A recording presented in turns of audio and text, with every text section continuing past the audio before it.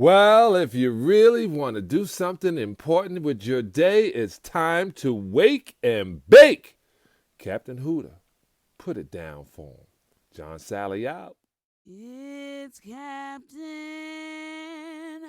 Hooter.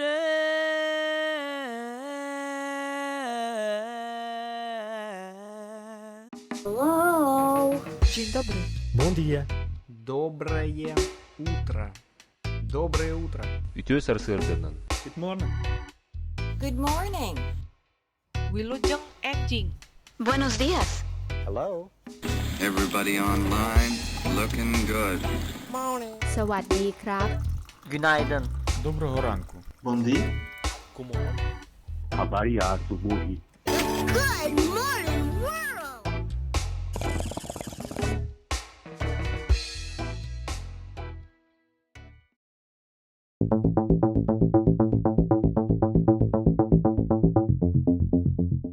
What's happening, everyone? Captain Hooter here, coming to you high and alive and a little bit excited. I'm getting ready to play Affected the Manor, virtual reality in a haunted house. Guess who else has got a haunted house? Chris Chiari. That's right, and he's my guest today. Very special guest, and he runs the 420 hotels. You're going to love this interview, and I am about to step through the doors. So, I'm sure I'm looking behind everything around here, you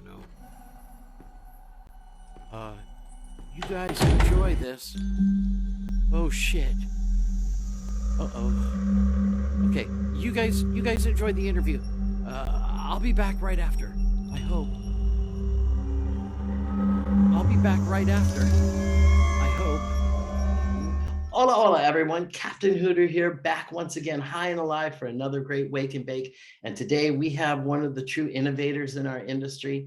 The man is the head of the 420 Hotel Future Dynasty, the current legendary leader at the Patterson Hotel in Denver, Colorado. This is Chris Chiari. How are you, sir? I'm good, sir. And Chiari, if you could say Chiari. Chianti, you can say Chiari. Fantastic. My apologies. Let me No, redo please. it. How would I have ever put that little quip in if you didn't mispronounce it? Okay, well, then we'll leave it there. That way, anybody else that comes along, they'll know to make sure to pronounce your name right. How are you today, sir? I'm good. Good morning. Good morning. Happy Wake and Bake. I'm Happy Wake and Bake. Got my cup of coffee here. Jar of cannabis right here. Fantastic. What are you smoking there? Super Lemon Haze, my favorite strain. Beautiful narrow leaf. One of my favorites as well. Do you change your cultivars? Oh, wait. I didn't see it. You got to tilt it a little bit more. There's not much left. It's time to go. Oh, okay. We're down to the dregs. Okay. You know, it's do you change your cultivars and how you smoke during the day? Like narrow leaf in the morning, broad leaf in the evening? I don't. I'm a narrow leaf fan. Broadleaf, some of the terpenes, especially, and Humulus is the one I think that's causing me the issues. But certain hybrids that certainly lead broadleaf, a lot of people smoke that for relaxation. It knocks me out. And I know that's great to go to bed, but I have a flight of stairs in the house. So if I smoke a broadleaf indica with the terpenes that just respond in a way that knock me out, I'm sleeping on the couch that night, not up in my bed. So now I generally stick to Super Lemon Haze or narrow leaf, limeine and pinene leaning cultivars. Really like things like Durban Poison. And like I said, Super Lemon Haze, favorite strains. But legacy strains, I grew up in New York City and in my 30s had access to some of the originators of sour diesel, so New York sour diesel. When it comes along, I'm always happy to partake in a little sour diesel. Oh, fantastic. Can you already imagine the time when you'll have your in-house cultivars? And so that would be a day far in the future. Right now, what I'm building and what I went for was a bring your own cannabis license. Denver offered two paths, bring your own or buy the gram. And what I realized was where I am in the heart of Denver, we're not looking and short places to purchase or points of sale. What we're short are points of consumption. And what they've said in the rule, and think of it like a bar. If you go into a bar and bring a small airplane bottle and try to top off your drink, you're usually kicked out because liquor code says that you can't allow people to bring in outside alcohol to your licensed establishment. And they literally put that into the rules around cannabis. If I had created a point of sale location, my goal is to create this hospitable room where I can say, welcome, you can smoke that here, something that isn't available, and to offer that as amenity. If I made it also a point of sale, then I have to say, oh, but you can't smoke that here, which goes counter. You shared with me, you have a lifetime of experience in hospitality, and the basis of hospitality is to make people feel welcome, to give them open opportunities to experience and engage in your amenity, and in the hopes then that they'll have an experience that leads to a great recommendation, a referral to a friend, or a return visit. There's hospitality. So rules that would have literally required me to train staff to engage to the negative, to deny you this ability, didn't work for the model for me, which is overnight hospitality with the most exciting and unique amenity in America right now. Right. Did you try or consider going different routes, like as a private club or a private type of a institution? Would they allow you to do it if you went that route? There have been a lot of businesses that have gone that route. It falls under that category of cannabis friendly. And for those of us that have consumed long enough to have engaged in any layer with legacy markets, right? Cannabis friendly is something that's appealing, that we have likely sought out in local and state and national and international travel, right? We've looked for cannabis friendly destinations, places where we know that those conversations, the engagement in those conversations are easier, more comfortable, more familiar, more friendly. And those types of communal environments, because cannabis has always been very generous. For me, it was always something that was shared, which has proven to still be true as we move into legalized markets. But the business that I have at the end of the day is a hotel. Business I have at the end of the day has a mortgage, so requires traditional banking in order to carry an asset like this. I've recently just filed my Form C and launched a registered crowdfund campaign on Republic. So I'm excited to be selling equity, not just in a one-off location, but in the vision for a hotel chain built off of our first owned location in Denver with the fortuitous address of 420 East 11th. Patterson Inn, if you were to go to pattersoninn.com, you'll see a picture of the house. And right off the first impression for me was a castle sitting on a hill, actually inspired my business logo, the King of Clubs holding a bong, which all happened a little over 11 years ago. First time I set eyes on what was an abandoned property at the time. Address was over the door, over the keystone, over the front door, 420. And I pointed up to the property and I said, I want to turn you into a marijuana bed and breakfast. Fast forward 11 years, King of Quality, inspired by that, was a way that I used it to start conversations in a space that, though I had been a consumer and have consumed for well over 30 years, here, you'll like this. Stanislavski said that in life, you don't master anything unless you've done it for 30 years. Right. Cannabis is the one thing I have consistently done for 31 years of my life. Now, open as part of my lean in, everyone knows, and I'm not hiding in the shadows of my consumption, use, or possession. That's 11 years now. Multi-time, multi-state failed political candidate. Didn't think it was appropriate to share that I was a cannabis consumer. And I have to admit that when I was in South Florida, access to quality cannabis for me didn't exist. I didn't have those relationships. Remember in college, a friend's father said that the older you get, the better the cannabis you'll find gets. That proved to be true, even before we've moved into these legal markets and away from legacy. And as you built better relationships, you found access to better quality. Right. So, right? To be sure, though, I mean, because in Spain, for an example, the closest to what you want to do is in Spain.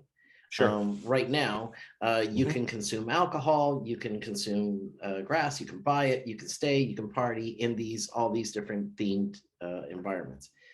They don't have that in Amsterdam still. They still have a ton of different restrictions in Amsterdam, which are horrendous. I was curious, or I'm not curious. I love like what you're trying to do in the way you're partitioning things around. Because I mean, you obviously went through the ringer here in order to try to get this done. And that's why I asked about the club. Is that one of the things that you considered? Because you've obviously considered a zillion different I possibilities. didn't want to operate gray, knowing that one day there could be a path to licensed, and when I saw the house 11 years ago, my vision was to bring it to the crowd. My hope was that I could bring it to the market, that I could offer it to a larger audience to buy equity in this ground floor opportunity around cannabis hospitality. And 11 years ago, when I first said that out loud to the house, cannabis wasn't legal yet. When I bought the hotel 4 years ago, May 31st, 2018, coming up on a 4-year anniversary in 2 days from the time we're having this conversation. When I bought the hotel, Cannabis Hospitality didn't exist.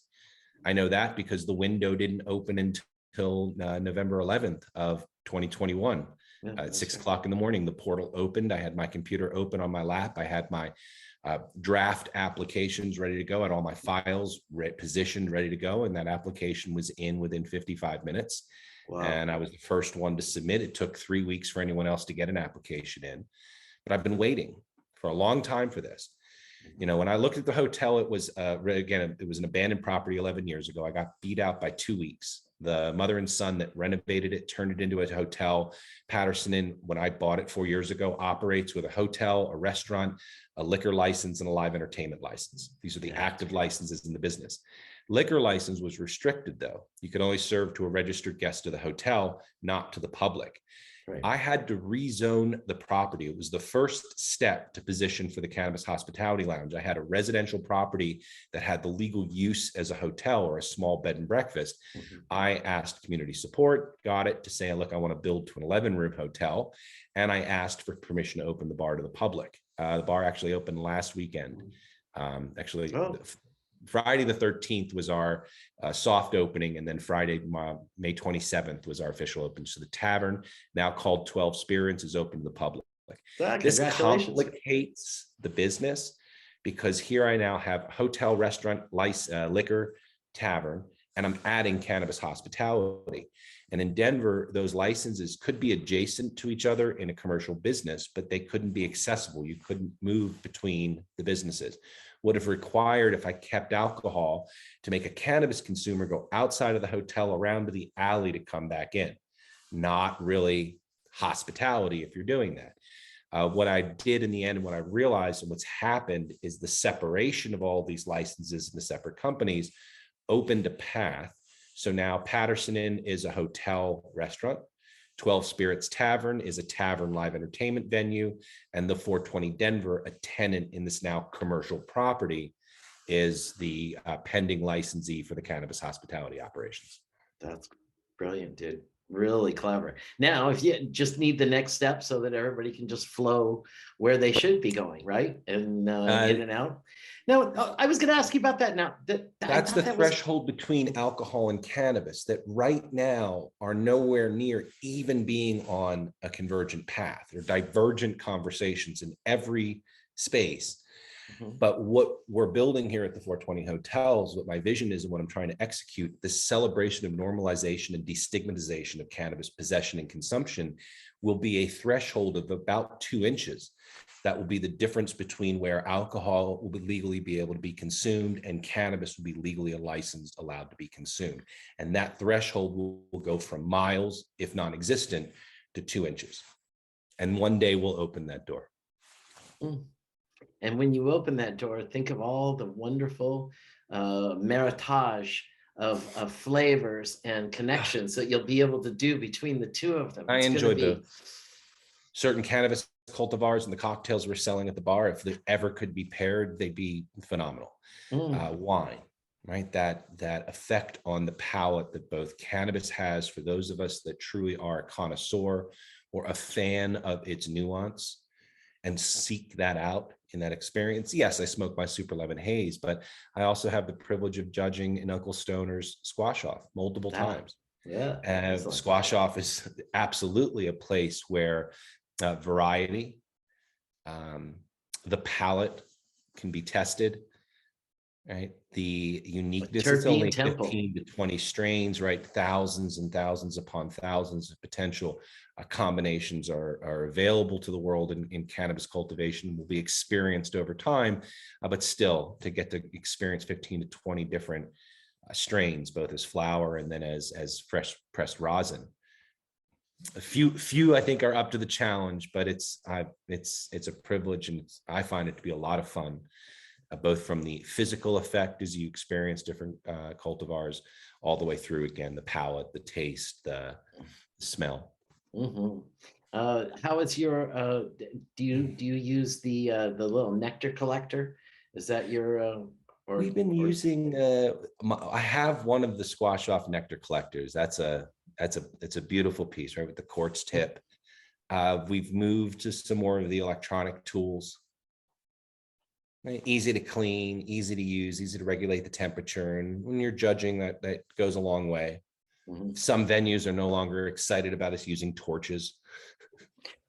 I've been talking about the torch thing from the very beginning, and I was told to get over it, and I understand, get over it. It's just, if you're going to open it up to a wider swath of the world, that one element is the element I would try to get eliminated as quickly as possible. It's intimidating, but you now have the nectar collector type electric pens.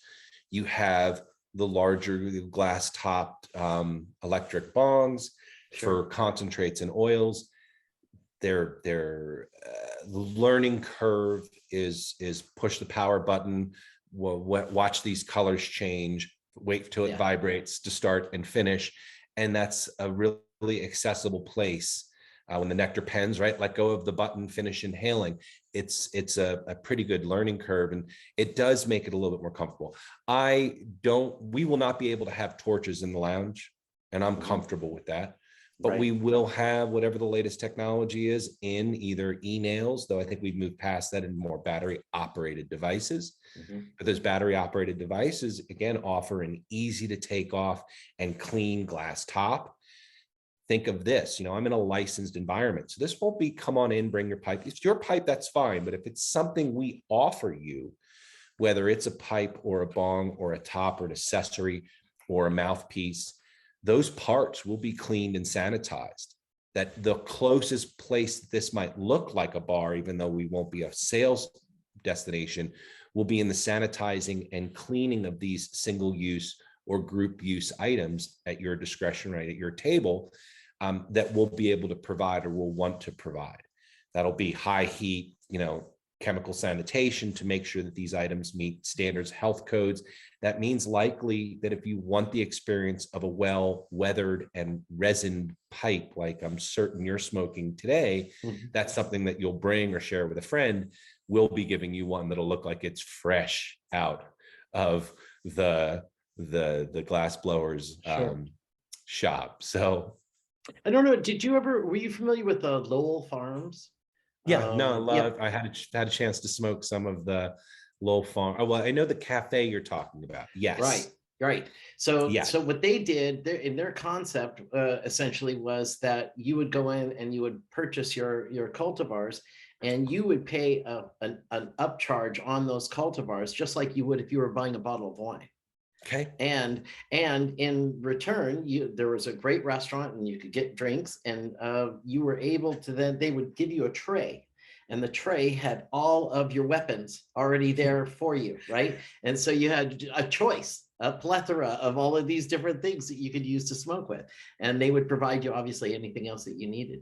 I spoke with one of the early innovators that was part of that team, and it was really fun talking to her, because the nuance between the separation of these entities and how those of us doing this have gotten there, we shared a very similar story. So it was fun. It was absolutely talking to a peer, right? What I'm doing right now is not what we all wake up every morning and say, hey, I'm going to tackle what it means to deal with 60 CFM per person in air cleanliness and airflow in a smoke-filled environment. And what does that look like in 1,000 square foot room is not what I certainly did professionally or for leisure prior to this, but I'm Right. getting. I wanted to ask you more about that because that's a really hardcore part of this, of what you're going through right now, which has to do with the air restriction system, the air that takes everything out. Now, I've been in some cigar lounges where they have a system that is like this. I'm not sure if it's the same one that yours is, but You're it's talking about a more modern, right? Anything that's probably less than 10 years old.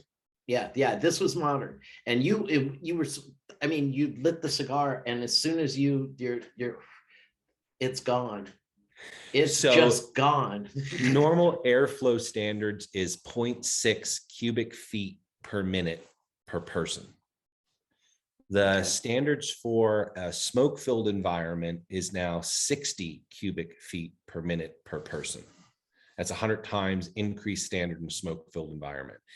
And so very few municipalities got rid of hookah or cigar lounge, but many, if not most municipalities, especially across America, have implemented this international standard around 60 CFM.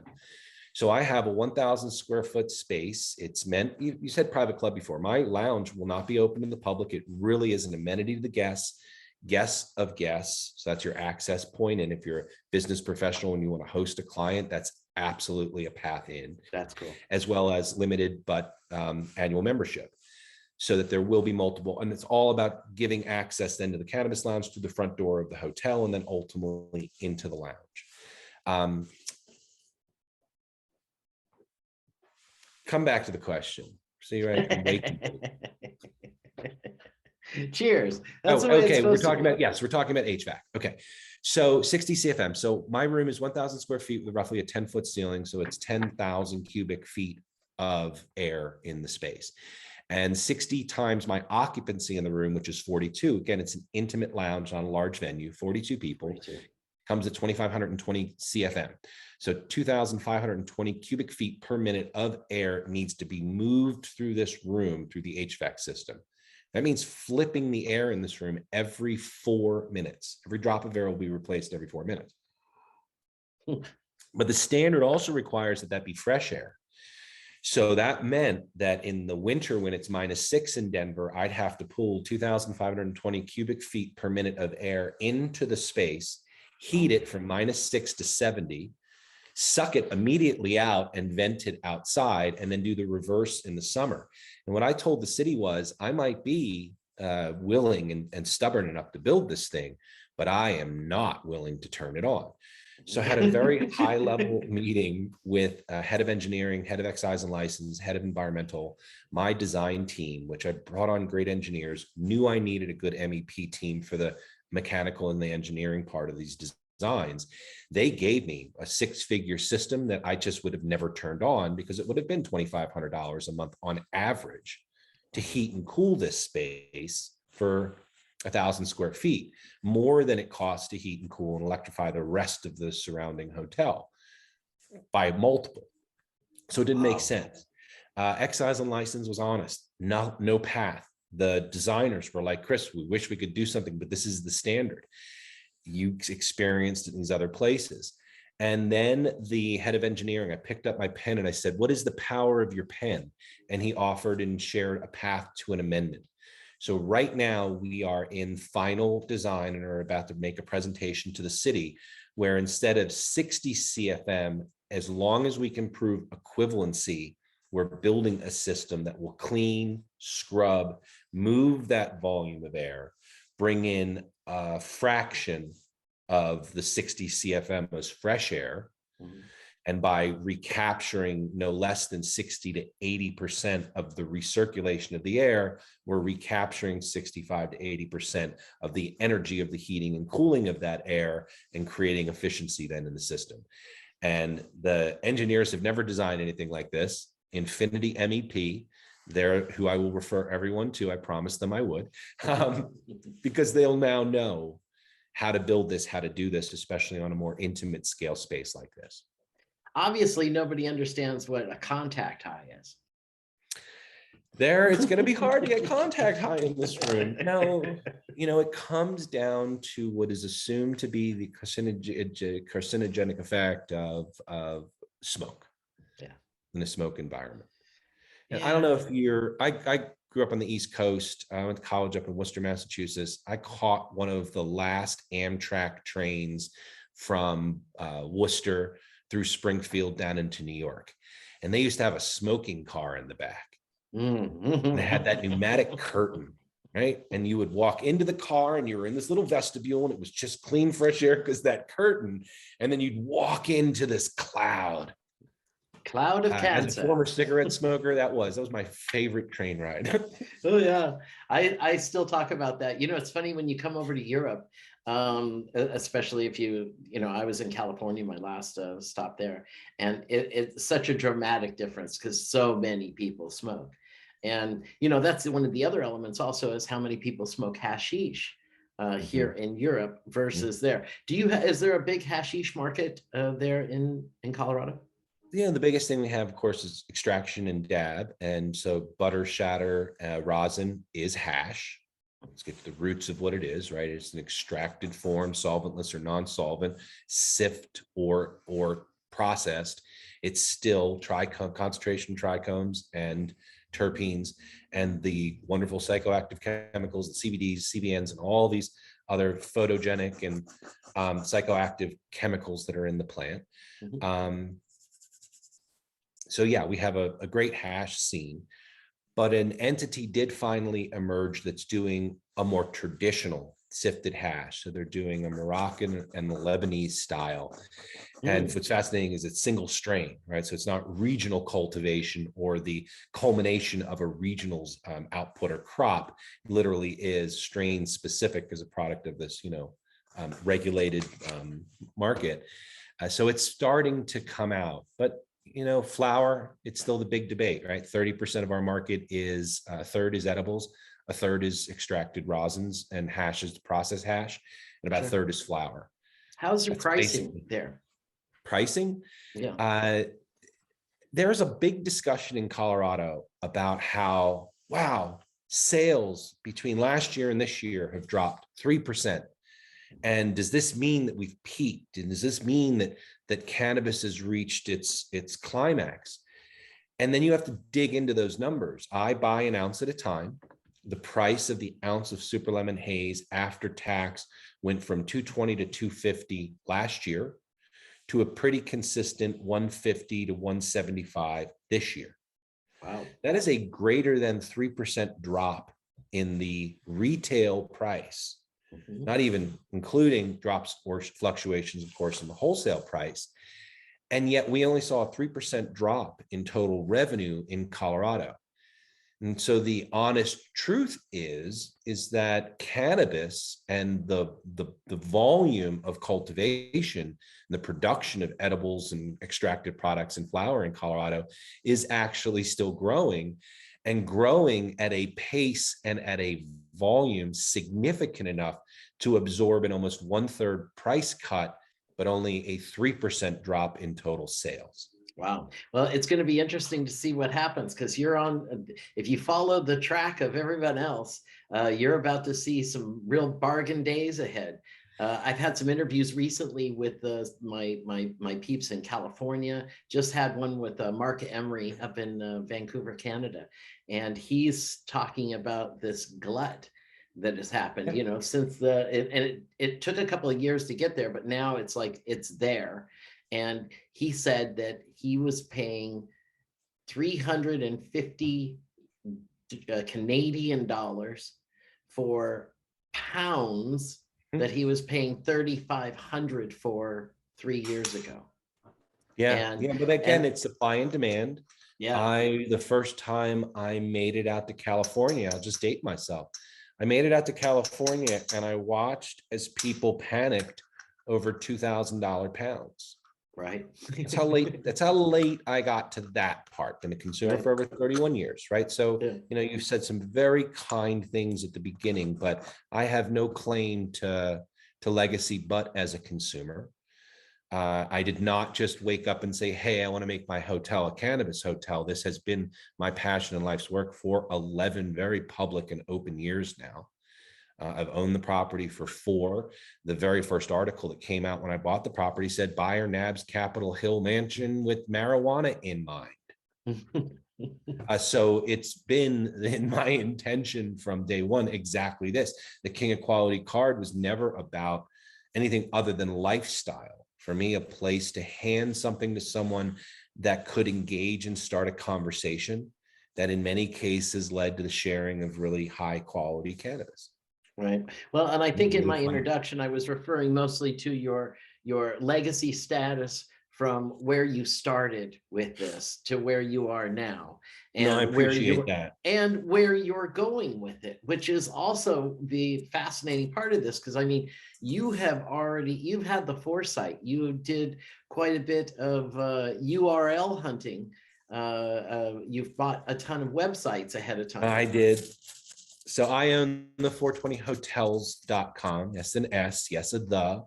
But we're now to market. The 420 Hotels is a Nevada corporation that owns Patterson Inn as January 1st of this year here in Denver, Colorado, and operates a hotel. The 420denver.com. The 420 Denver is the Colorado operating entity that now has the state conditional and city provisional license to open up our Cannabis Hospitality Lounge. These licenses, the condition is the approval from the city. The provision at the city is the build out. Everything specific or unique about my business licensing right now related to cannabis is resolved, addressed, and finished. I'm just a build out now. That build out is what's needed or the expectations of that build out are influenced by the type of license, like the HVAC system, but it's still just now a build out. I'm a construction project now, not anything still trying to navigate something unique, nuanced, or different about cannabis. My property is suitable. We're licensed as far as holding the state and now city provisional license. And if I had that HVAC system in there today, the door could open today. For me, it's a matter of build out now. For me, it's a matter of securing the funding to do that. The crowdfund campaign we launched on Republic is a very big part of that. So far, we've identified enough to do some of the significant work to get going. And I believe we have a path that opens this lounge by fall of this year. Early winter, no later than late winter next year, dictated by how long does it take me to get a 2,500 CFM air scrubber, and which casino am I bidding against to get it here sooner. I was raised in New York City, so I do believe that even when someone tells you that something's 6 to 8 weeks away, there's a solution much quicker than that. That has proven to be true time and time again. Ask any New Yorker. So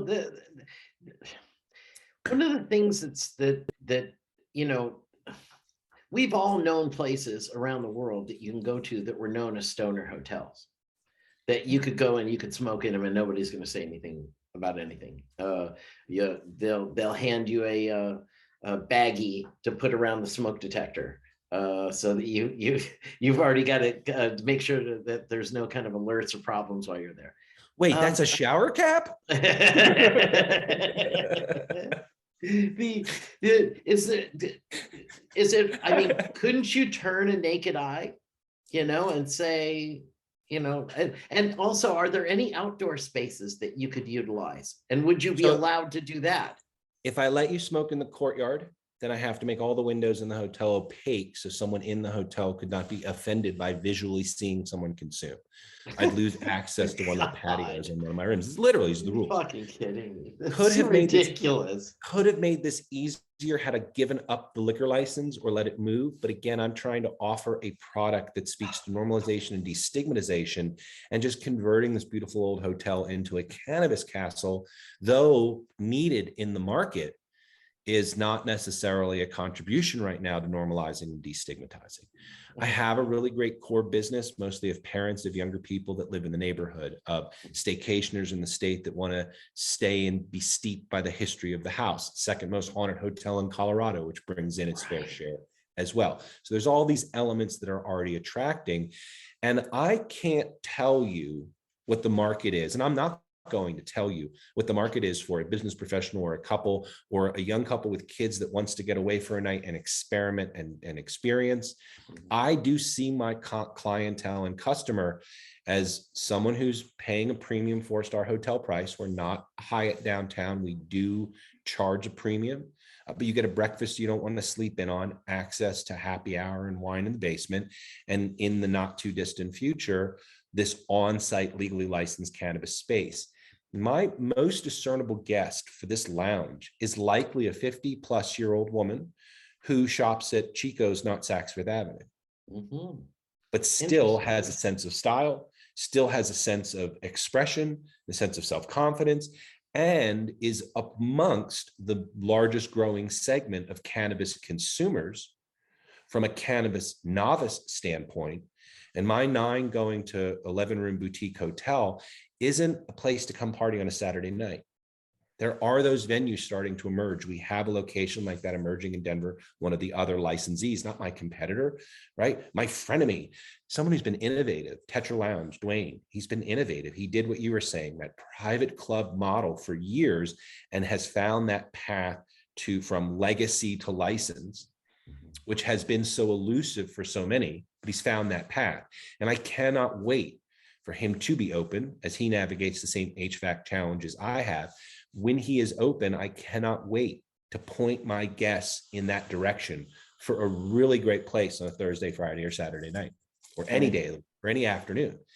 And you've got a restaurant, and you've got a big kitchen, so you can I do have a big events in there? kitchen. So the restaurant at the Patterson does support the requirements of the tavern at 12 Spirits, and will support food operations and non-alcoholic beverage operations at the 420 Denver.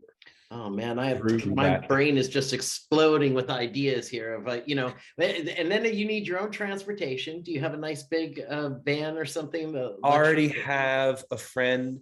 My 420 Colorado Tours, Michael Eimler, has been leading in that space forever. A friend for many years. And you can smoke in the van. You can smoke in the. Yeah. So I'm not going to get the van. I'm going to partner with partners with companies that are already finding success in this. And that includes then picking you up from the airport, taking you to your first dispensary, then dropping you off at the hotel where you can now enjoy and consume as soon as you check in.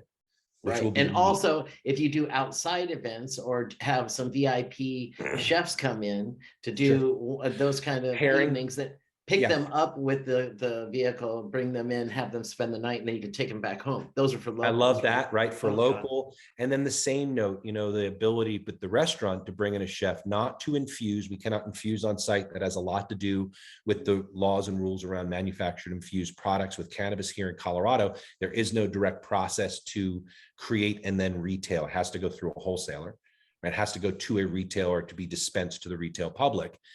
So I can't do it direct, but pairings of food, pairings of edibles that then get incorporated into dishes on site is both part of the menu we're building out for that space, as well as a space where then chefs can come in, guests can go to a particular dispensary, purchase then what becomes the packet, right? Whether it's by gram or by eighth or a particular strain, a particular edible that'll then be incorporated into this meal experience.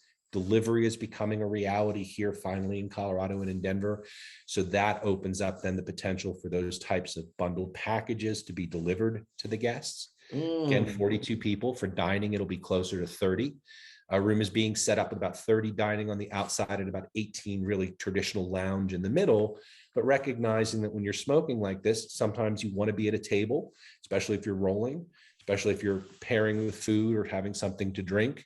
That becomes the right setup, as well as a couch or a lounge chair or a settee might also then be appropriate for a different, group or time of day.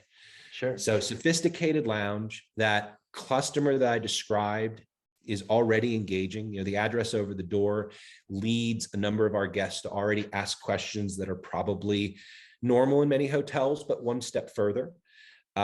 Look forward to having the lounge, because the goal is that nobody makes the decision to eat 1,000 milligrams of edibles without understanding that it's 1,000 milligrams of edibles, and that start low, go slow engagement through concierge services about best practices, about the best place to go for flower or the best place to go for edibles. I'm excited about adding that to the experience of hospitality as a product of this very unique amenity I'm on the cusp of adding to the hotel. And on top of that, you might eat one of those edibles and get to hang out with some ghosts. So yes, second most haunted hotel. We were on an episode of Portals to Hell. It was a 44-minute episode about the Patterson Inn. I burned through 12 of my 15 minutes of fame with Jack Osborne. Squandered the rest on failed political campaigns. It's great. So are they stoned ghosts? I mean, do they seem to be pretty cool ghosts or? So the very first time I saw the house, people always ask me, do you believe in ghosts? And what I can tell you is on the cusp of 4 years of ownership of the second most haunted hotel in Colorado, my opinion on the topic is modified and matured quite a lot through the experiences of my guests. But my very first encounter with the house, March 7th of 2011, I flew out to Denver. My house had just gone to contract. I was selling a place in Fort Lauderdale. Knew and felt that Colorado and Denver was on the cusp of something transformative, though it hadn't happened yet, but it felt like the wave was leading that way and coming ashore. And I came out and I looked at the house. It was 10 o'clock at night. I pointed up and I said, I want to turn you into a marijuana bed and breakfast. And the voice of a woman, now believed to be the ghost of Catherine Patterson, the wife of the former senator, like she was sitting on my shoulder, and we're on cable or the internet, so I can use this. She said, and I quote, "Get off the fucking grass." That was my first impression with the house. All righty then. So the tavern is in what was the old smoking lounge of U.S. Senator Thomas Patterson. He has been reported to make appearances in the house. I've had 2 guests in the past 6 months claim a full form apparition in their room. I've never seen that, but the both guests described almost an identical individual. Oh. So I can't dismiss outright something that has its fair amount of consistency. I can say this: it is a happy house. Yeah, it is a spirited house. It's hard to call it a haunted house. I like that. Now, I'm speaking of haunted and thinking about going to another experience. Magic mushrooms. How are magic mushrooms? So I was on the petitioning committee. 5 citizens in Denver had to put our name on the petition, get it notarized, and then include that on the front of every packet as we collected signatures. And I was one of the 5. I put my name, home address, and phone number right there on the front page for psilocybin decriminalization in Denver. Fantastic. Excited. Now, my favorite thing is this, and let's just be honest. I do have and do possess some mushrooms here in my home. I do. Let's go.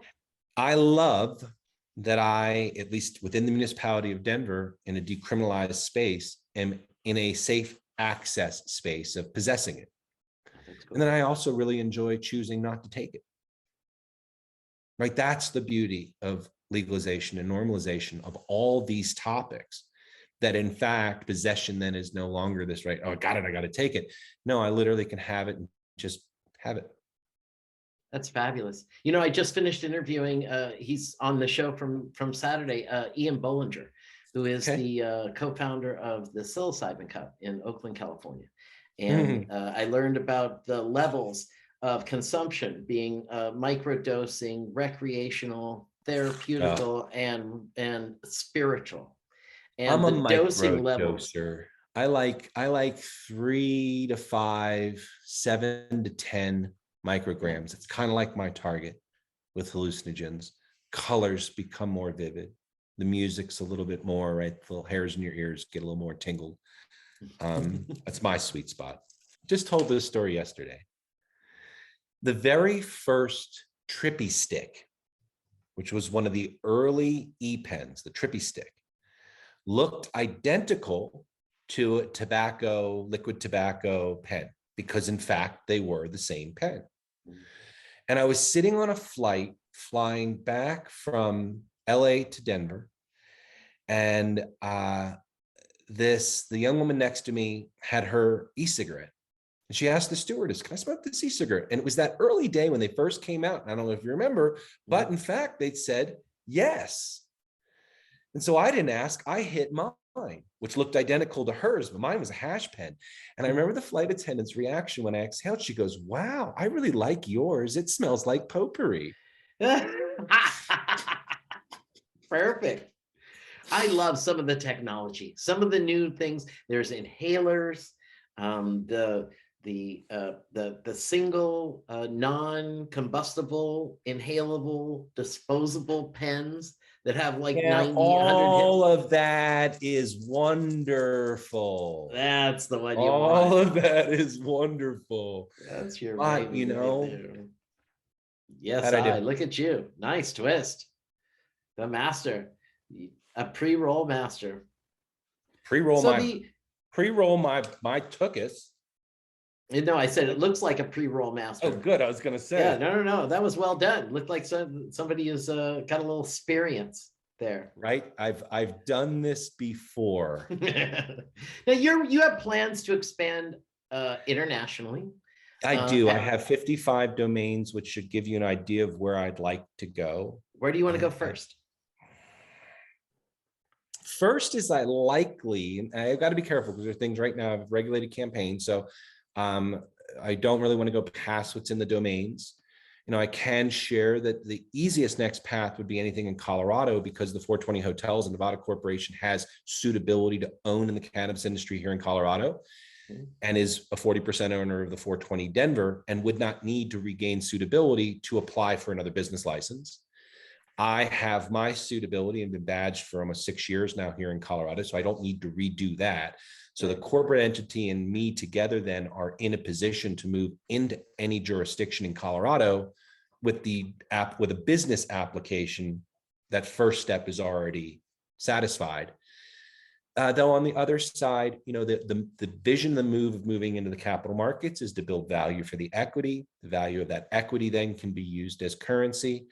For me, then something in a ski destination would be ideal in Colorado because the Patterson Inn is a summer tourist destination location. A ski destination would give us reasons to bring a guest to Denver, pick them up at the airport, bring them to the dispensary, bring them to the hotel, give them that day or two to acclimate to altitude before, again, transferring them up to the mountain in a vehicle where they can smoke. So it becomes this immersive cannabis experience throughout. And so the hope is something a little larger. It's up in the mountains that gives us some spillover appeal to book another room night during our slow season here in the city. After that, I'm a kid from New York. I don't envision 200 rooms in New York, but I do envision an intimate boutique hotel with an on-site consumption lounge.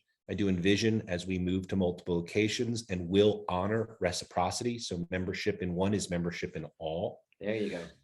That membership, again, will always give you access, likely food discounts, use of the room discounts, very rarely or very unlikely overnight accommodation discounts. My core business is sleeping in the beds. Amenities about attracting more reasons to sell more beds. And so I've come up with this belief that you don't discount your core business, you bring and discount amenity to add more appeal, attraction, and demand for your core business. Lets you raise the price if you build it right. Now you mentioned New York. You know Brett Bogue, right? I know Brett Bogue. Okay. I was smoking with Brett Bogue. Brett was one of the other judges at the squash off. There you go. Well, I'm sure that your ear is still full of New York because he did an interview with us here, and that's all he could talk about was you've got a window of opportunity here to make a tremendous amount of money because New York right now it's like New Year's Day there, he said. The sun is shining, make hay. Someone said that recently. It's cliche, but what a statement. And there's a woman in the 70s on the West Side who's selling $40 eighths in her little cornerside bodega. Older woman, she's well in her 70s. She's been in that store forever. And she's already gotten a letter telling her to cease and desist. And basically her reaction is, I'll cease when there's another market, but I have no interest in being involved in a legal market. She has interest in being involved in currently the market. Right. And she's making good money and an added product that she's selling at her stores because of this. And she'll be out of it later. You know, legacy players are saying that they're used to a world that was $6,000 a pound, $4,000 a pound. Very few of them have an interest in being around when it's $1,000 a pound. Yeah. Well, look at what's that'll happening become a reality. But my business is not the cultivation, sale, or production of cannabis through this hotel. My business is a place to host it. My business isn't 200 rooms or 60 rooms here in Denver. Right now it's 9, going to 11. Is there demand for more than that here in Denver? Yes. We need a reefer Ramada, a marijuana Marriott. We need these things. There is a very large 200-room hotel where every room has a patio where they do what you said before. Turn that blind eye and create a cannabis-friendly space. Market needs this. And at the same note, in an intimate space, I've been approached by business professionals like accountants and lawyers that say, I consume cannabis, but would very unlikely do that in a public place, but I'm really intrigued by the ability to do it in a more intimate space. There you go.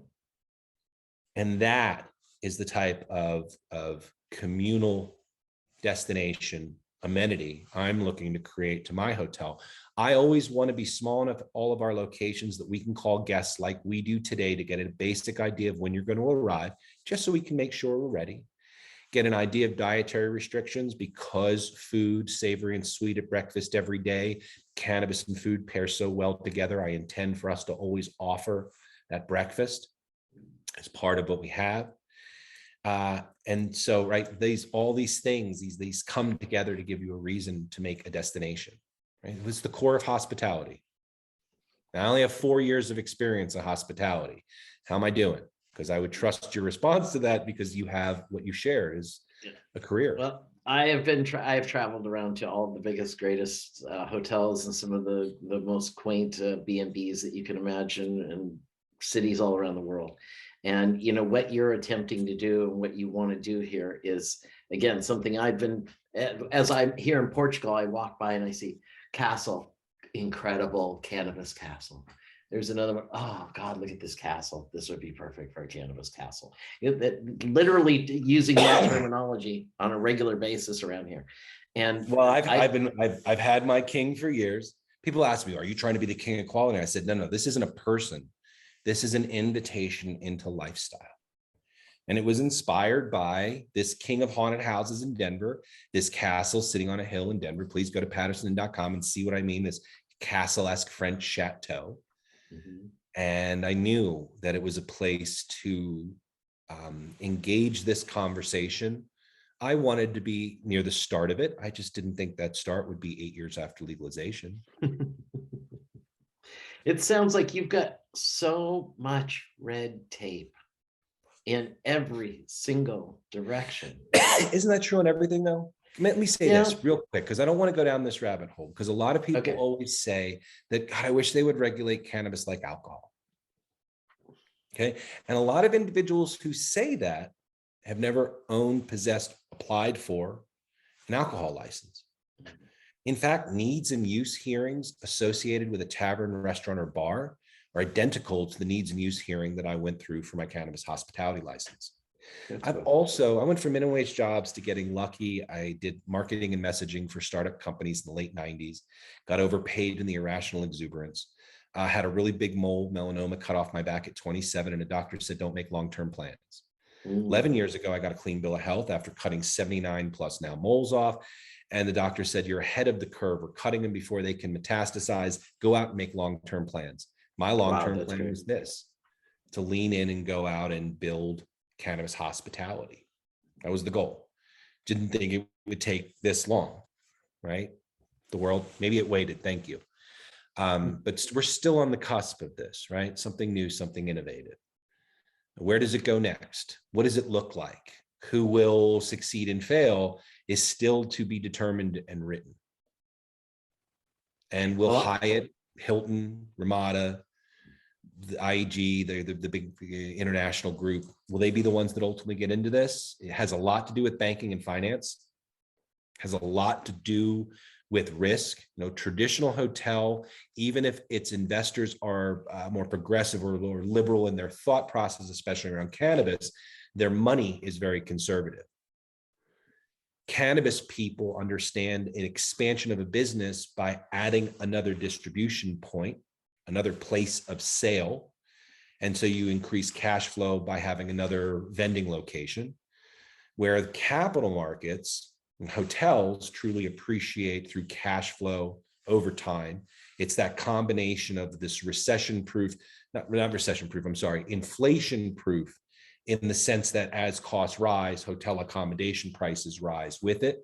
It is a cost of service, so it should rise with inflation, and our prices have gone up. Right. So it also then appreciates through the, amortizing of a loan. And then finally, it appreciates through the appreciation of then of real estate. That is not just add another cash flow location. That is slow wealth creation. That is a proven model. And so there's that element of what I'm trying to build here with this business. And the 420 Hotels owns our hotel, owns its hotel operations, owns the different entities that have these unique licenses. We are a 60-40 split with me, but that had to do with how you had your registered agent, had to do with access to these licenses right now through the process that required an in-state individual, which here in Colorado I am. Likely the model as we expand to other places will bring on new partners, and those partners will become part of our corporate entity as far as the parent hotel, while also facilitating and serving as our license representative as we move into different jurisdictions. But red tape, I've had horse racing licenses in 5 states, pari-mutuel. And if you've ever held a license in gaming, you know that if you are in a regulated portion of the gaming entity, the racetrack, the back room of the casino, you are required to wear your state issued ID on a lanyard. And if you know anything about state regulated cannabis, the employees and the owners wear badges on a lanyard when they are in these regulated spaces. So having been in pari-mutuel, having liquor and restaurant operations here in Colorado, and being badged in cannabis for 6 years, let me tell you very comfortably and clearly that cannabis licensing is a mature bureaucracy in many jurisdictions, and it looks like a fusion of alcohol and pari-mutuel. They're all regulated by the Department of Revenue. So I hope it's regulated more like alcohol. We're a lot closer to that than people realize. It was 110 pages for the transfer of ownership application for my liquor license. It was 180 pages for my suitability application for the cannabis license. The difference is the cannabis license asked for the bylaws of the business, which were 40 or 50 pages. At the first pass, the liquor license asked for it on the second. That was the difference. So let me ask you a question. If now you've been through all this now, if you could, let's wave the magic wand again, and you are now governor of the state of Colorado. All right. If I'm elected, I would throw the current governor in jail. Number one, what needs to happen? What would you do? What's the magic wand?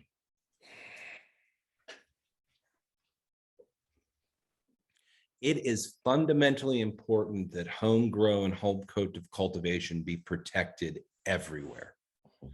I do not believe that home cultivation is a threat to now licensed markets, in the same way to claim that people's microbrew at home has become a threat to licensed legal beer or big alcohol. Right. In fact, the microbrew and microbrew at home facilitated this vibrant industry across this country that has hundreds of licensees just here in Colorado, hundreds of licensees just in New Hampshire. And those are 2 states, as far as the beer markets, that I am somewhat familiar with. Mm-hmm. So home cultivation could lead to popping seeds in a cultivar that we haven't seen yet, right? That we need thousands upon tens of thousands of people experimenting and playing to potentially find that next great strain. And there's one element. So we need to protect home cultivation. If you want to play at home, if you can support your needs, desires, and passion for cannabis consumption through your own cultivation, good on you. Personally, I do go to the store. Personally, I do go to Verde in Denver, organic soil, living soil, right? Look for legacy that is part of their institution, their cultivars, as well as their process comes out of the legacy market. So I find that attractive. I want to be supportive of that. Yeah, that's cool.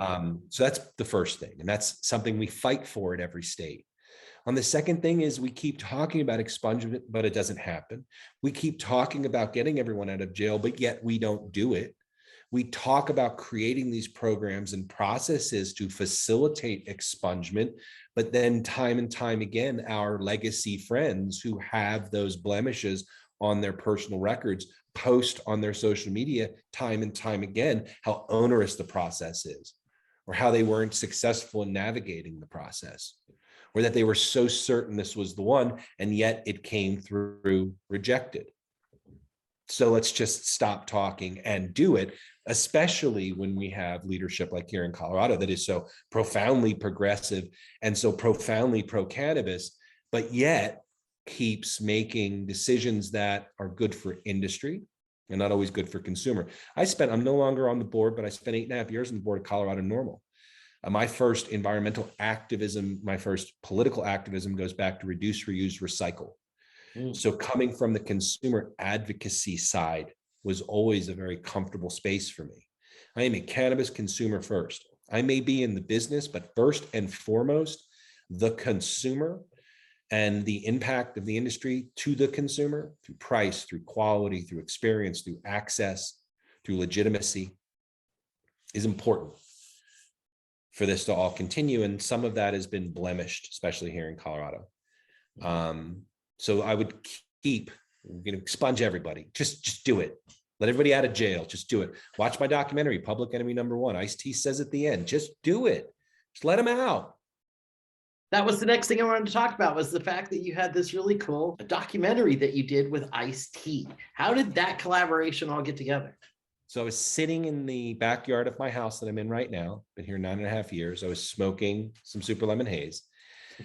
And I was when I did well in my mid to late 20s, I was doing film production. When they found the melanoma, I realized, they said, you have 5 to 8 years. Film storytelling, that industry there's no overnight success.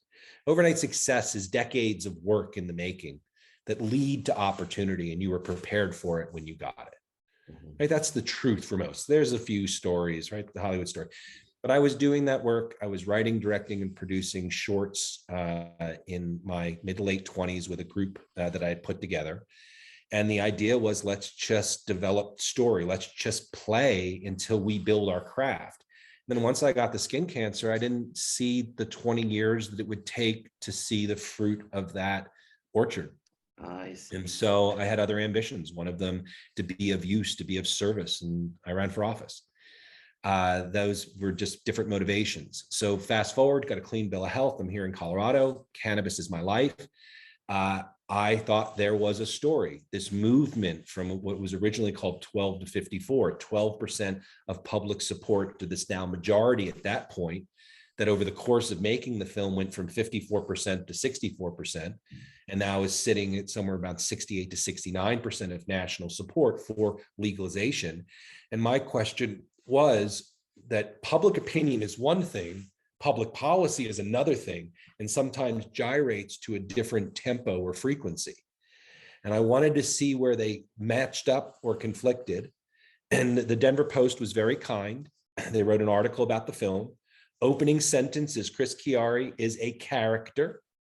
And then 4 paragraphs later, after laying out my resume, said that though I may have been qualified to speak on the topic, I reserved it for credible people like Keith Stroop from Normal, Ethan Nadelman from Drug Policy Alliance, Neil Franklin from Law Enforcement Against the Law Enforcement Prohibition Action Network now, which used to be LEAP, Jack Cole, who was the founder of LEAP, 2 drug policy czars, 3 from, one of my favorite was Peter Bourne. Peter Bourne was Jimmy Carter's drug policy czar, and he had a very, very, very bad year in 1972. No, sorry, 76. He just, a couple things all came together that didn't end well for him. Didn't dig into that, but as a policy person who was there as the government sitting here and coming to conclusions that cannabis actually is maybe not all that dangerous, that as those conversations are happening, he's trying to lead the policy around that.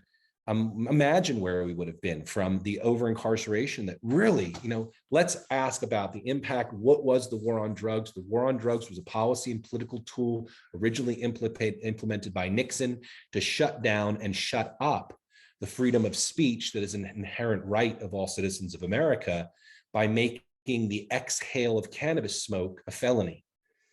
I was really influenced by a documentary called 13th, which talks about the influence on Black and brown friends here in our communities that are the overwhelming carriers of the burden of the war on drugs.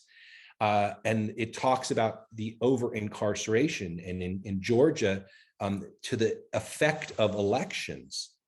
A significant portion of the male population of Georgia carries a felony if you have a Black or brown face, because that became a strategy to influence outcome through participation of elections. And those felonies were drug related. If you watch Public Enemy #1, one of my least favorites, my least favorite, but one of my most striking archival scenes we got is of a man somewhere on the East Coast with a table knife, and he's being arrested for having a knife, and it's a table knife, but it was longer than the 4-inch blade, so they used that as a reason to bang him up. Damn.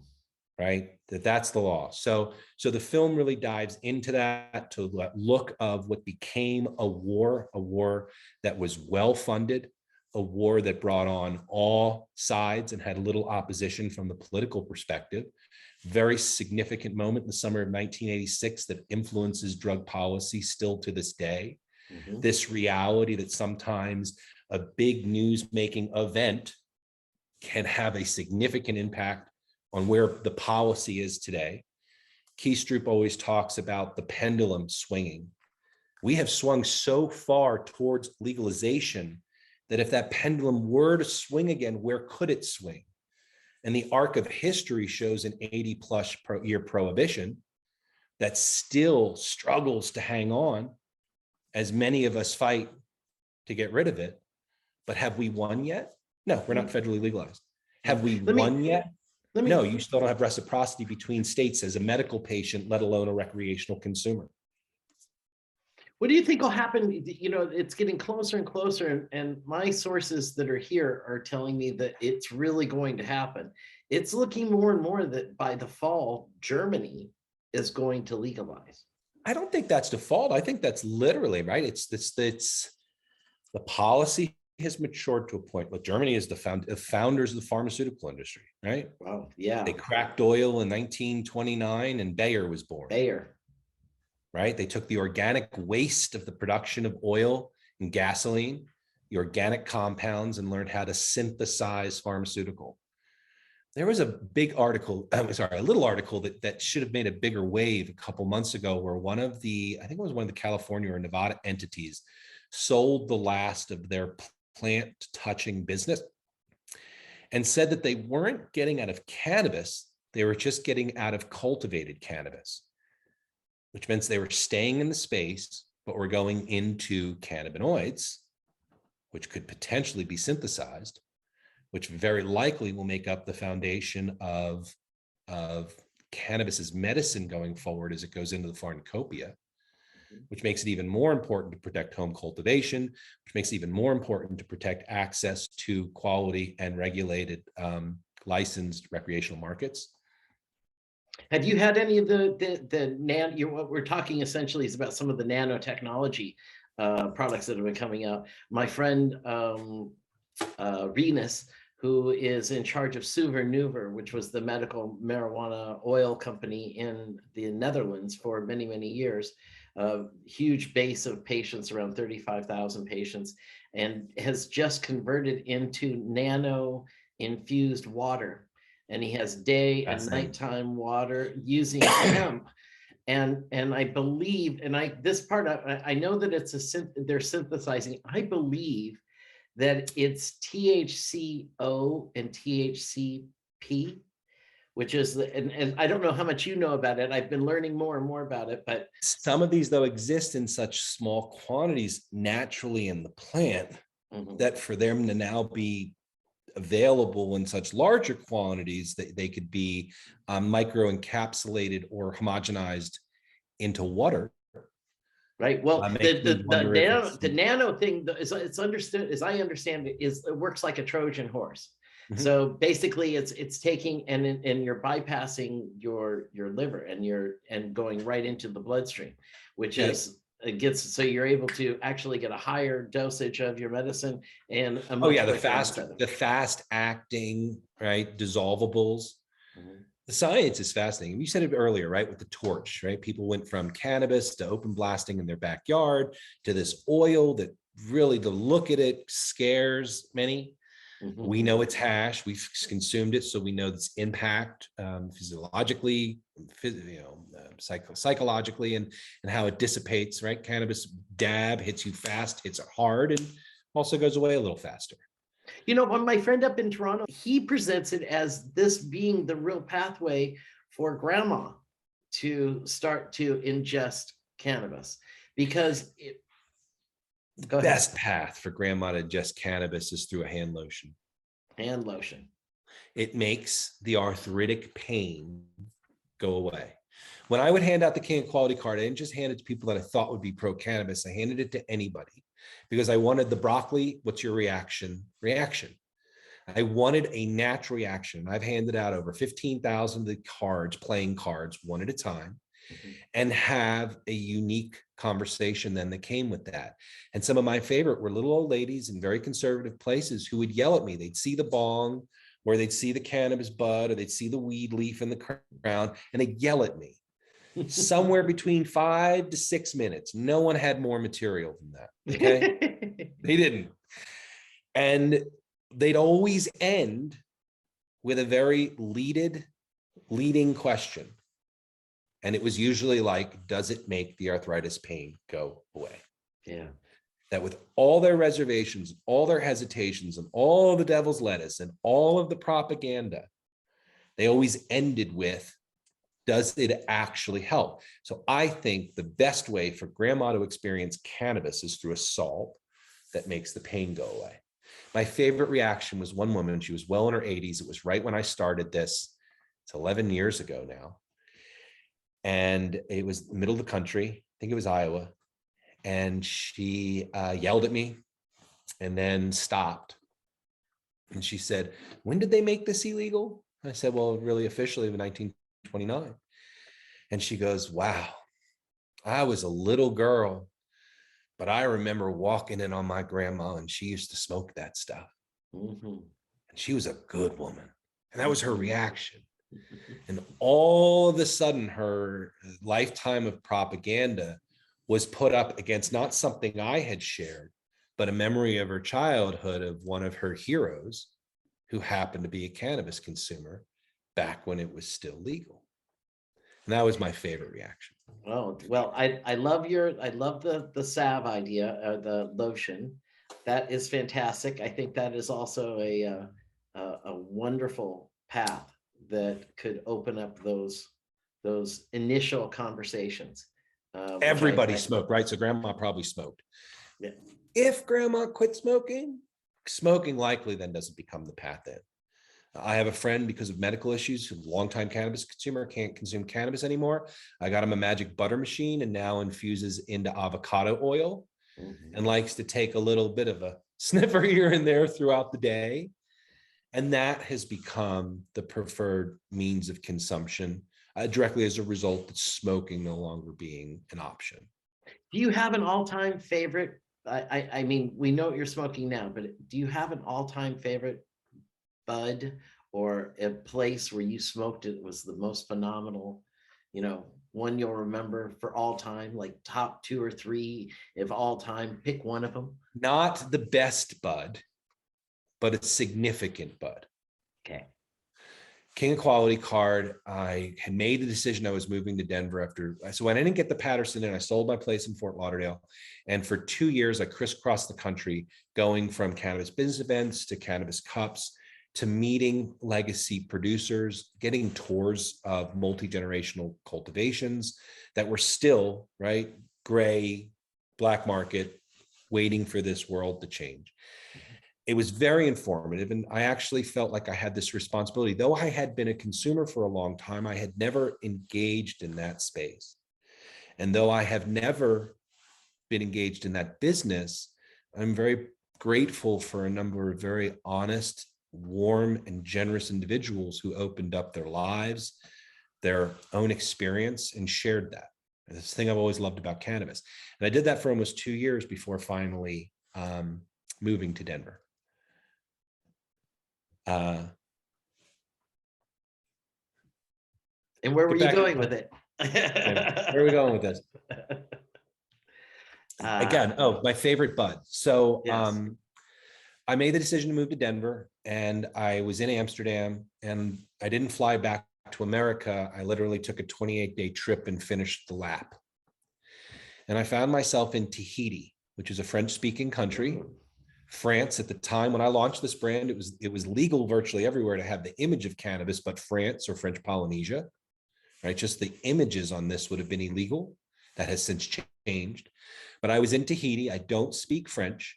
And I was in the middle of downtown Papeete, and I met this dude on the corner and just had that look, right? You've been around the street enough in places. You just had that look. And I went up and I handed him the King of Quality card. I don't speak French. He didn't speak English. He looked at the card and started seeing the 5 different marijuana references. And then it's a mirror image. So there's 10, and he sees them and he smiles at me. And he goes like this. Yeah. We walk around the back of the building where an older woman was sitting on a stoop knitting. And he showed her the card and pointed to the bud and smiled at her, snapped his fingers. And she handed him a little matchbox, a little slide out matchbox with no wooden matches in it, and a 1 gram bud. And he handed it to me. And then he held up the card. And I said, yeah. And he took a 3-cent card and gave me a bud in Tahiti. Not one word was spoken. Wow. Went back. And so a friend of mine went to high school with me, when I showed him the picture, said, you need to go and take the ferry across that to that island over there, the island of Maria. And he goes, find Paul and the red truck, chicken Paul Pole, and have a chicken sandwich and a conversation. And I went to the ferry and got across. Again, I don't speak French. Found Paul Pole in a rotisserie chicken food truck on the side of the road. It's the only non-resort food option on the island of Maria. Paul is French, former executive chef around the world, and he's never been happier than to live on this island with his Marian wife and sell rotisserie chicken.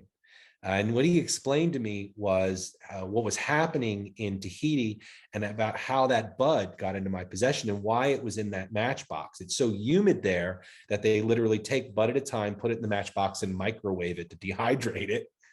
Wow. And then distribute it. Now, what that's doing to the trichomes, we know, don't microwave your bud. But as far as a memorable bud, where the transaction or the engagement or the conversation and ultimately the communal sharing of cannabis all happened without words around imagery.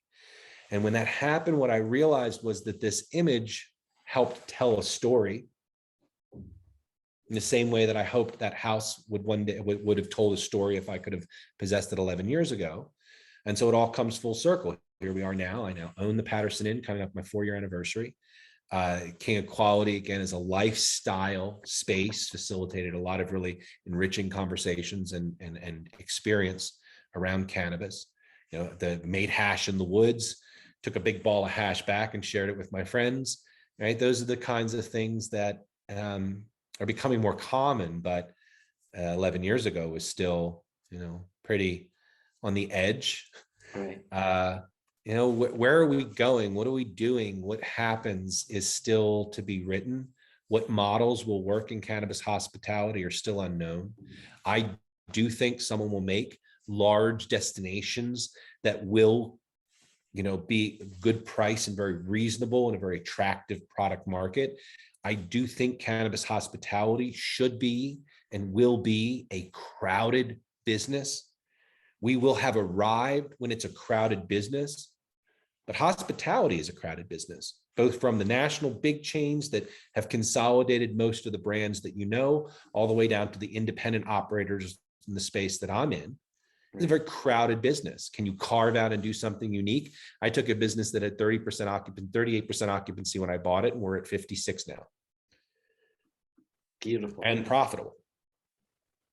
I'm which is surprised something- they haven't opened a big hotel in Las Vegas yet. Big hotel in Las Vegas. Those licenses don't exist yet. Somebody just bought the hotel that I do think could work, but will it get licensed is the question. Which one? Which one? It used to be the Artisan, and the group out of Arizona. There's a group out of Arizona that is doing cannabis friendly, that has made a move into Nevada. It's very bold. They're very bold. I believe they're in a strong position to be bold, which is important. Like I said before about what you need in order to do this. I'm short right now.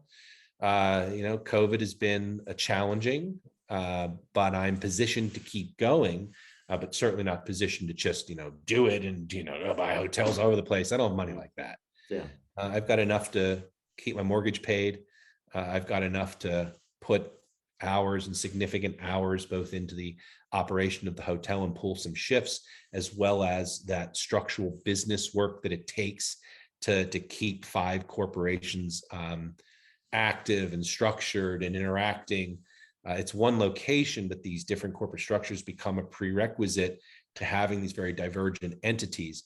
The cannabis business is structured as a C corp because what is the federal legal recognition of cannabis? There isn't any. What is the potential for tax concerns around those assets and what that means? Those concerns exist now within a corporate entity. When you structure businesses, ownership participation, how the movement occurs between ownership and the company is different between an LLC, an S Corp, and a C Corp. These are things I was exposed to early in my career that have just become fundamental knowledge needed to understand the difference of how they relate together and why certain things would be structured certain ways. And that'll make a big difference when it's time for the switch to be hit. And it'll happen quick, won't it? Normalization's coming. I do see that. I really hope we can get to the banking thing sooner than later. And now everyone in cannabis has checking. Okay. Anyone who's in cannabis that has not yet found a path to depository and checking needs to look a little harder, needs to ask their peers in their state, in their industry, because there are depository solutions in the regulated cannabis industry. This is not banking. This isn't debt. This isn't credit. This isn't loans and lending. This is literally, we'll receive your cash, we'll take it as a deposit, we'll let you write a check against that balance. And we'll get to talk to the Gazzini brothers and we'll come down and maybe we'll do right. So the banking does exist, but the bank or these financial institutions are taking those funds, counting it, wrapping it in what's called the pink slip and shipping it off to the Fed in their overnight deposits every night. Most people don't realize is that most money that goes into a bank gets packaged, shipped off to the Fed. Fed replaces it with new bills, sorts through the old ones, gets rid of the damaged ones, keeps the other ones, puts it back into circulation. And that's happening on a daily basis. And so cash coming out of regulated cannabis is generally put in through these suspicious sources and wrapped in what's known as the pink slip. So those cash transactions, still offering banking. This is more about compliance. Most of these banks are charging between $1,000 to $2,000 a month in service fees for this types of service, but at least it's taking out the $100,000 transaction between a manufactured infused product company and a large multi-location dispensary and turning that into a check and an invoice, which speaks, again, to the legitimacy of where the industry is going and needs to continue to go. So how do people get in touch with you if they want to tap into this wide splash of knowledge that covers the entire industry? How are we tapping into you? Well, thank you first off for the time. I hope it's been a worthwhile conversation. I know I've rambled a couple times. No, that's fantastic. That's what I'm saying. I mean, you've covered a wide range, way more than I was expecting, and that's fantastic. You can be helping Peno Film, PENO film.com. That's public enemy #1 film.com. We did win the Seattle Film Festival in 2020 and Best Producer in the Storyteller Award at our premiere at Doc LA. The film is available on Pluto and Tubi for free with commercials, or if you want, you can rent it or buy it on Amazon and Amazon Prime. The Patterson Inn, pattersoninn.com, an old historic, purported to be haunted, a boutique hotel with a breakfast you don't want to sleep in on and beds you don't want to get out of. in the heart of downtown Denver is open, been open for 9.5 years and doing well. Please come stay. Cannabis is our next step.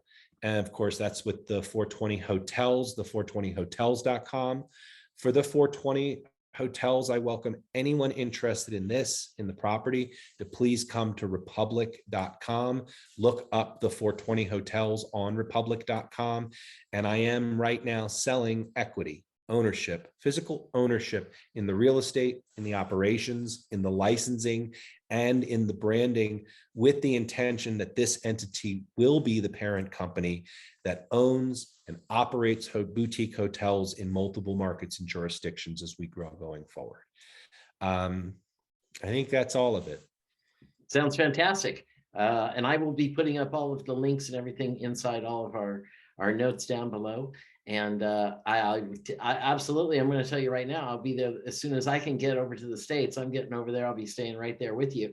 And if my room is reeking, it's because it was the ghost. I'm just telling you. Yeah, it wasn't me. and don't put me in that space. You know, I do have, so I can't imply or express consent, but we have an ability to be respectful to legal adult decisions on property.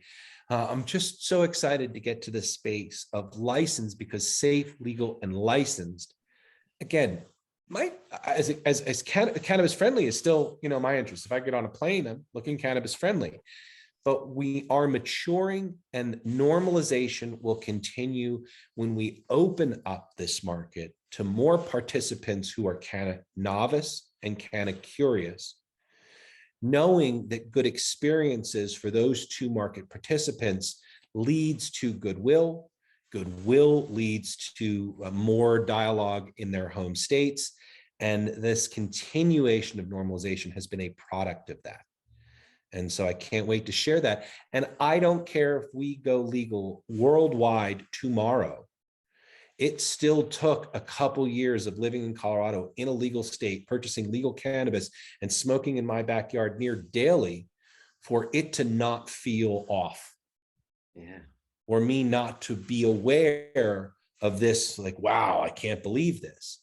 And so I do believe there's still room in the market. And then I'll finish with this. Cigar lounge, hookah lounge is proof that smoking still exists in licensed indoor regulated environments, but they only exist in licensed legal regulated environments. And though it will be possible and is possible to smoke cannabis anywhere you want, that you can smoke a cigarette in New York, New Jersey, and Connecticut, where in New York, New Jersey, and Connecticut can you smoke a cigarette? Really not too many places anymore. And certainly when you talk about indoor or as an amenity or accessory to other type of business, that will require a license in every jurisdiction that does it. And that will still take a minute to get there. And then the engagement and experience of that license market for some portion of that market participant will be unique, will still feel special for quite some time. And then again, I'm 9 rooms going to 11 in Denver. I am not a 200-room hotel. And for me, cannabis is amenity, which needs to complement and be equal to and on par with a breakfast you don't want to sleep in on and a bed you don't want to get out of. And as long as those other elements are there, I believe that in a crowded space, in a normalized world, in a legal world, there is room for the intimacy of the 420 hotels and the product we're bringing to market. And I can't wait to be part of it, buddy. I hope we get a chance to see each other soon. And I hope that it happens so fast that you want to open up a spot right here in Portugal.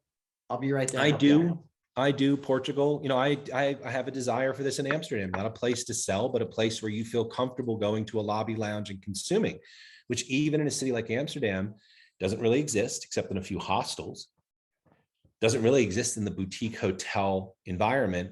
And I believe even a 15 to 20 room location is relevant in an Amsterdam 20 years in the future, because it is still one of the most beautiful, picturesque cities in the world. It does still have a vibrant art culture and culture that is attractive and worth traveling to. And I do think cannabis, even as the world legalizes, will still exist in some meaningful way in Amsterdam. And as long as those things do exist and the city is still that appealing, there is a market for a boutique hotel that speaks to a sophisticated traveler that is doing all of these other things and also looking for and not looking over my shoulder or walking down the street and smoking option. Well, That's you'll my get a view. chance tomorrow. I'll be publishing, or not tomorrow, on Wednesday, I'm publishing an interview with Derek Bergman, who is the head of the VOC. He is the most knowledgeable, ear to the ground reporter covering all of the cannabis news in the Netherlands. And there's a lot of crazy shit going on there right now. And they're talking about closing up all of the It's the cannabis. mayor, right? Yeah, And I think we've yeah. seen 2 mayors in a row that have had a similar perspective that is out of line with the city council. I think they're right when it comes to the greatest threat to the sanctity and beauty of Amsterdam is a lot to do with alcohol. Yes, exactly. It has a Yeah. lot to do with those waffle stores, right? There have been many waffle stores in Amsterdam. There are t-shirt stores in the beach communities of South Florida. Few too many, like there are too many coffee shops. I don't know. Are there too many coffee shops? There's Yes. I wrote the Connoisseur's Guide to the Amsterdam Coffee Shops, and I am still the only person to go to every single coffee shop. Wouldn't the market dictate, though? So a location that fails, location, Yeah. and obviously these businesses in some cases have sustained. They shut down because of regulation, not because of a failure of cash flow.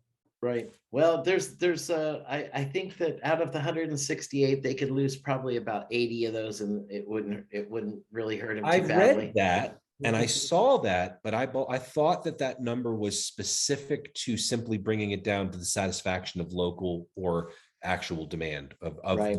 Dutch demand. I mean, there's a ton of them that have 3 cultivars in there. You walk in and you have a choice of, this or this, and Sure. And they're But again, real, wouldn't the market decide that? Should the market decide it, or should a mayor who doesn't like weed decide it? Exactly. Well, I'm excited to see what's going to happen. I think that, again, here in Europe, a lot of it is going to have to do, everything's going to be predicated on Germany. And who would have ever thought that that's going to be the leader of our salvation here in Europe is going to be Germany? But I'm excited. And we'll see how fast Italy follows. Yeah. We'll see how fast Spain considers embracing true regulation. And let's just think about Oktoberfest a little bit with the cannabis part locked in, dialed in with it. Ooh. Yes. Right. What would happen if these things commingled and existed? Mm-hmm. And I understand, right, as being someone who consumes frequently and is comfortable in the space of both and holding a glass of wine and a joint. Right. I've seen some people who've overindulged very quickly. Right. Well, the alcohol is the real issue. And I mean, you never see anything crazy in Amsterdam that is a danger to the public until you see a bunch of hooligans that are watching a soccer game, that are singing a song, the fight song, and everybody's drunk and somebody gets thrown into the canal, and or like they say, vomits in someone's flower garden. And that is. What's interesting also that we were talking about this, you never, ever, ever hear anyone, even in Amsterdam, walk into a bar and say, I want the strongest alcohol that you have in here. But it's the number one thing you'll hear from people coming into a dispensary or I don't know. I would disagree with that. People walk into a bar all the time and ask for just a shot. Oh, well, no, I'm talking about specification, like with no regard for a flavor or a terpene or anything else, just coming and saying, I want the strongest that you have, which is something that a lot of bud tenders will tell you is the number one thing that they get when somebody comes in for the first time. What's the fallacy? What's the strongest thing you have?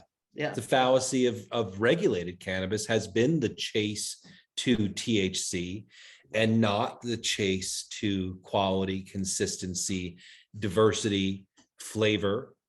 I am most of the way through. I still need to go do my live assessment, but I've been studying the Gangier course. Oh, right? Fantastic! That they're teaching. Right, fascinating.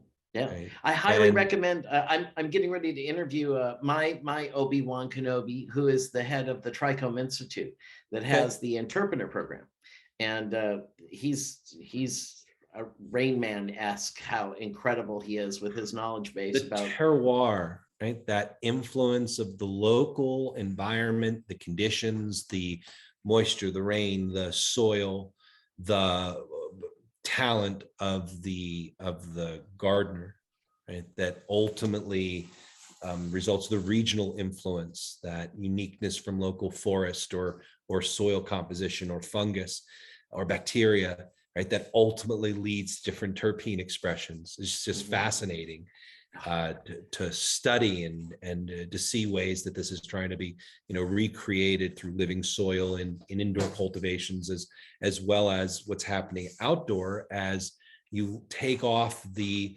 uncertainty of criminality and add the potential to finish a crop without that same fear, right? What happens if I get caught? It's let's see where it goes. Outdoor, indoor. I think the next big thing in America, once we see normalization, will be import-export. Import-export will fundamentally change. I think Colorado will survive in an import-export market, at least from our manufactured infused products. I do think a number of Colorado MIPS do nationalize in the federal market because now the inputs are coming from Oregon or Northern California at the $400 pound prices might be a peak one day in the future. Well, if we get open borders, and if you talk to Brett Bogue, Mexico is going to overwhelm all of us.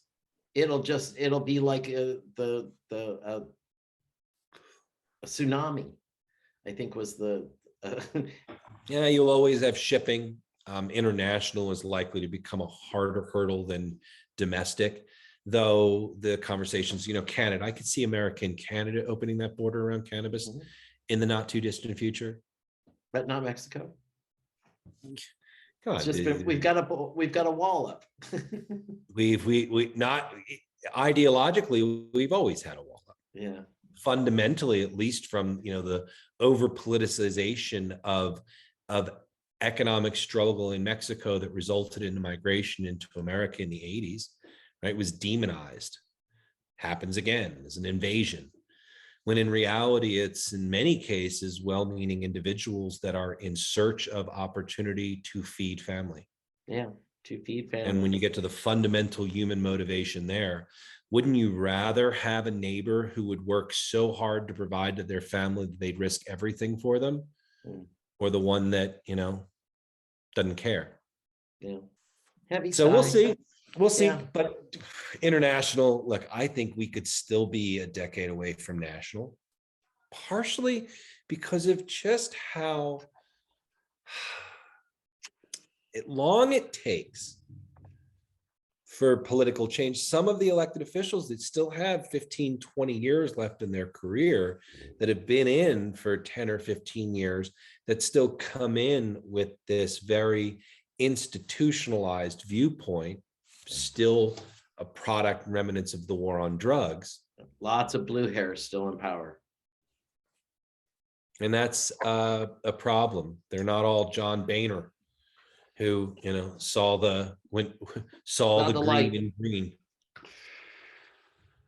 How do you feel about like him and that product and that company? Because I get all kinds of different types of inputs on that. One being the microbrew industry that allows local tap rooms all the way up to the continuation and the dominance of Anheuser-Busch and IBEV and Molson Coors.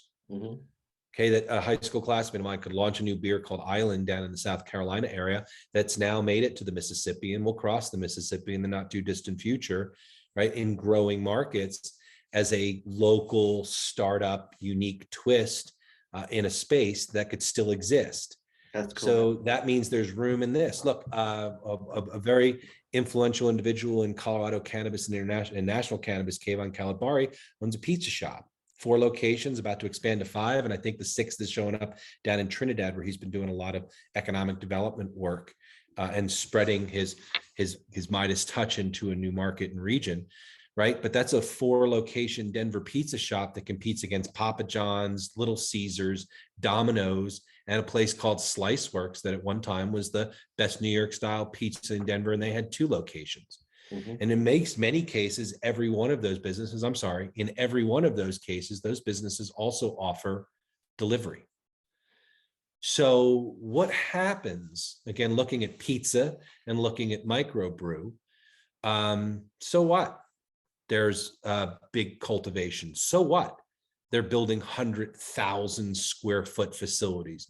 And they're also, what many of those MSOs were throwing funny money at build outs, getting headlines, crop failure after crop failure, facilities that actually fundamentally aren't designed to deliver what they thought they could. And so those assets are being sold for fractions of their build out costs. Some new enterprise or industry will likely find a use for that space and turn it into something. Maybe it's indoor farming, maybe it's vertical farming, maybe it's basil and tomatoes, if not cannabis. So the facilities will go to use. So will those models work? Will they work in an open market? We need a space then that facilitates more licensing. $1 million licenses does not function and facilitate a vibrant market. The same note, Oklahoma is a good example of what happens when you make a $2,000 license and let anybody in.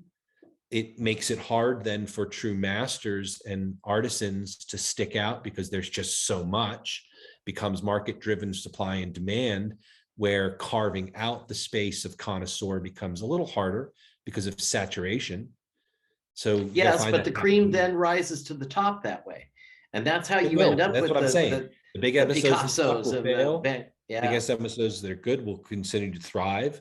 Some of them will begin to take on smaller brands, keep them under their smaller labels and keep their local uniqueness while also consolidating those assets like an IBEV has done.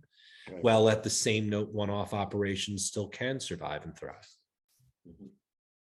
Well, I hope so. I hope we can get to this point. I'm crossing my fingers, and I'm again honored to know you and thrilled. I think you're doing. I have so much respect for you and the challenges you've already went through. I'm sitting here listening to all of the hoops that you're having to jump through, and again, thank you for doing this, because I know that down the road this is going to make it be a lot easier for other people because of. Sucks being first, and it's going to be easier for others, and that's a good thing. Yeah, absolutely. I will see you as soon as I can. I can't wait to get to Colorado, and I will. We shall party properly. Thank you. Nice talking to you, Captain. Thanks for having me. Catch you soon. Oh, this is badass. I'm a little concerned about this Ouija board. I'm just going to tell you right now. Oh no.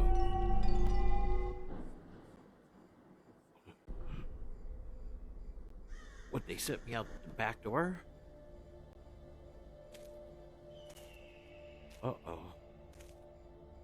I'm not sure I like being outside. This is messed up. I'm sure everything's fine, though. I mean, they know I'm here, just as a good guy, right? Oh,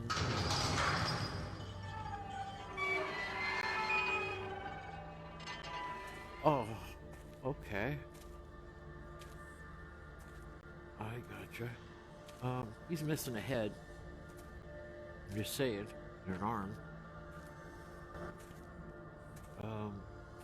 Okay, well, I'm sure that Chris's place is a lot better than this one.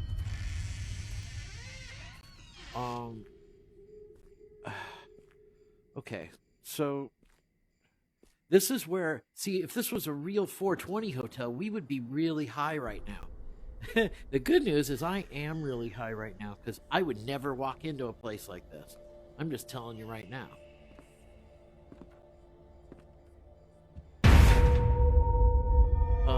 That's a bad sign right there. Bad sign. I take it that's supposed to help me. I unlocked my achievement. Oh, great. Just what I want. How do I turn the thing?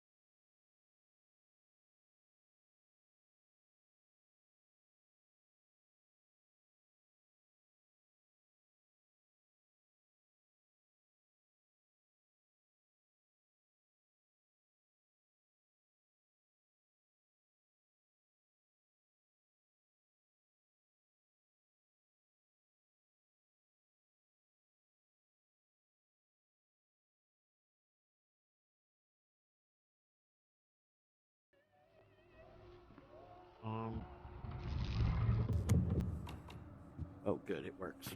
Okay, hi. Oh, she's cute. Okay, so you guys like haunted hotels? See, I don't. I'm not a fan of these. Not by any stretch of any imagination. I don't like I got a back door to me now. Somebody could come from behind me. Oh, shit. And that's closed already? Oh, dude, I don't like this. This is no bueno. What we call no bueno. Okay, I'll just walk through here. I'm sure. Oh, hello. Oh, shit, no. No. I think that this is going to be over quick. All right, so listen. I appreciate you guys watching the show, and we'll be back on Saturday with one of my true masters, Max Montrose. I can't even begin to tell you how amazing this conversation was with Max. And I will see you on Saturday. Peace out, people. Oh, great. Stuff doesn't work. Oh, no. Oh, no. Uh-oh. We got lights in here, though. Okay, we're cool. Okay, we're fine. There's lights in here. I'm sure everything's fine. Oh, shit. What's new? Hello.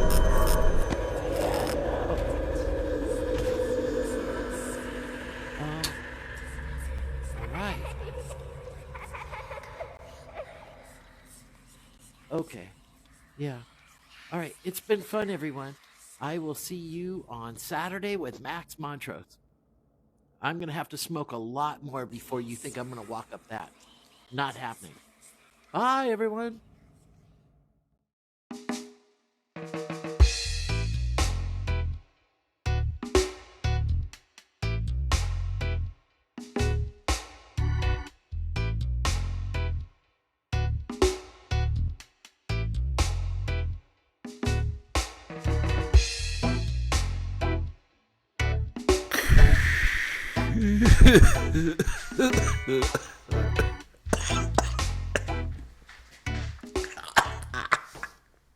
It's Captain Hooter. Far out, man.